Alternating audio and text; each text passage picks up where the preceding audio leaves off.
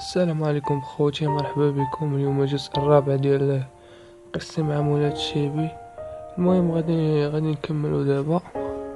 متنساوش ديرو جيم وابوني الى عجبتكم القصة، وإلا ما عجبتكمش ديرو ديزلايك وقول لي علاش.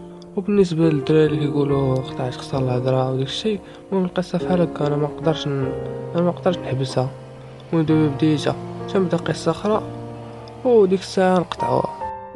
القصة هاد الجزء راه فيه تخسر الهضرة، بلا ما تبقى تقول لي لا علاش درتيها ولا من دابا خرج. هي هاديك سفيان خرج برا وخلانا كنفلورتيو، وانا غير صابر. ضرب لي فراسي كيضرني، شوية دخل سفيان كيغوت ناري الوالدة طالعة الوالدة طالعة.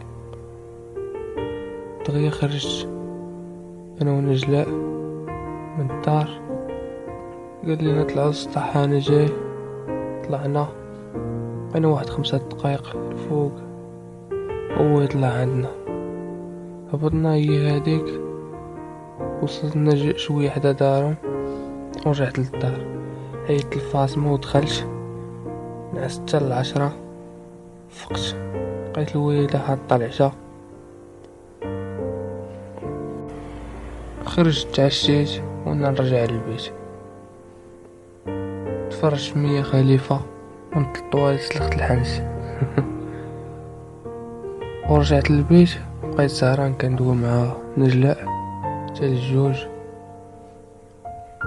لوين على داكشي اللي وقع في العشية، وقلت ليها ما نديروش شي خرجة للغابة نهار السبت. قالت لي واخا، فاش غنمشيو؟ قلت لها غنتسلفو موطور عند صاحبي. هي هاديك نط نعس، قالت لي انا داخل مع 10. نط مع 9 وفطرت ومشيت للمدرسة. عندي ساعتين فرونسي. تلاقيت نجلاء في الكولوار حتى القسم، قلت لها غتجلسي حدايا اليوم؟ قالت لي ضروري. دخلنا ريحت انا وياها، اللور كتسولني وكنسولها، ولا ما نقول الاسئله غطول غير القصه. سالت الحصه صونا 12. خرجت لقيت سفيان الموطور. قلت ليه خرجتي؟ واش غتحوها؟ قال لي تما. قلت ليه تخلي عليا نهار السبت عشيه غنمشي مع نجلاء للغابه. قلت ليه الا قدرت علاش لا. قال لي اوكي ولكن ليسانس على حسابي.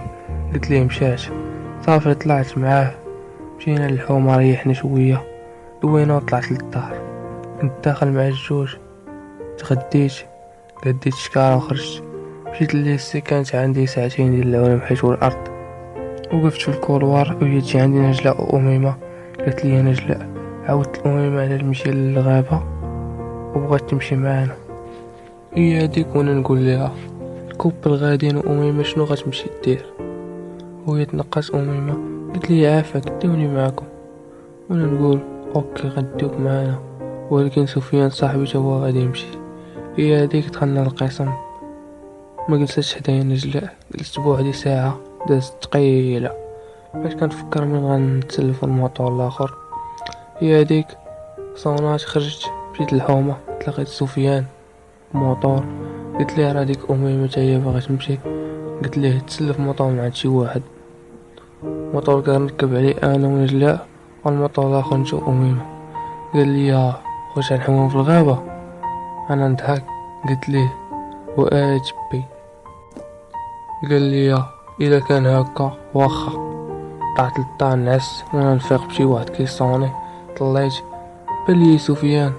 قلت ليه انا هابط، غسلت وجهي هبطت عنده. قال لي دبرت على موطور مع السيم، عطيتو 50 درهم ديال ليسانس وخلاه عندي يومين الجمعة والسبت. قلت ليه صافي دير غدا وندير مع نجلاء أميمة فشي بلاصة. قال لي صافي. طلعت للدار، بقيت مريح كنتفرج في التلفازة حتى حطات الوالدة العشاء. دخلت نعست، فقت في الصباح. اليوم نهار الجمعة، داخل مع 8. مشيت لليسي، دخلت ساعة عند الفلسفة. تلاقيت نجلاء وأميمة في الدروج. قلت لهم صافي دبرنا على ماطر. قلت لها فين نتلاقى؟ قلت لي نهار السبت مع 3 قدام الليسي. قلت لها صافي. قلت لها غتجيو غتلقاوني انا وسفيان بن المعطر قدام باب الليست صافي. دخلنا قرينا من 8 ل 11 عادي، ما دويتش معنا لا وما جلساتش حدايا. مع 11 عندنا السبور، نجلع لعبات بواحد الكولون مصير زاد شهادني بدا بقى حال فمو في الطرف. هي هديك صونات 12 غادي في الطريق انا نتلاقى سفيان، قال لي اسمح لي انا ما بقيتش غنمشي معاك غدا للغابه، راه والده مرضات الصباح وديتها للسبيطار. جيت دابا نقولها ليك وانا رجع للسبيطار.